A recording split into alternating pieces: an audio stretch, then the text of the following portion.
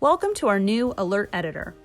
Now you can create and tune an alert in just 3 easy steps. Step 1, decide what to monitor. Step 2, set the conditions for when to trigger the alert. And step 3, select who receives that alert once it's triggered. Let's start by creating an alert from scratch. On the right, you will see the Quick Start area, where you can select from a list of measures based on your data. Go to Alert Metrics and select a measure. If you select bounces, for example, you'll see the data show up on the right.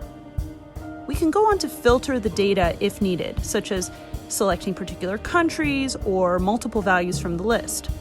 We can also add a function on top of this data, for example, summing them to a single metric, or grouping them by a dimension, such as user type or country, for example. After defining the alert metrics, we click here to start running a simulation, which will provide an estimate of how many alerts these settings will generate on average. The anomalies marked in orange are the ones that would have triggered an alert according to the conditions we specified, and the gray anomalies are ones that did not meet one or more of the conditions. The next step would be to adjust the alert settings to your needs. As you tweak the parameters, you'll see new simulations which reveal whether the new settings will trigger more or fewer alerts.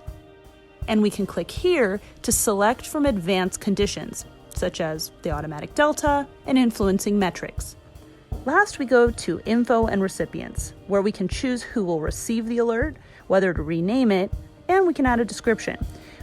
We can also add other Anodot users as recipients and to share the alert via email, Slack, PagerDuty, and so on.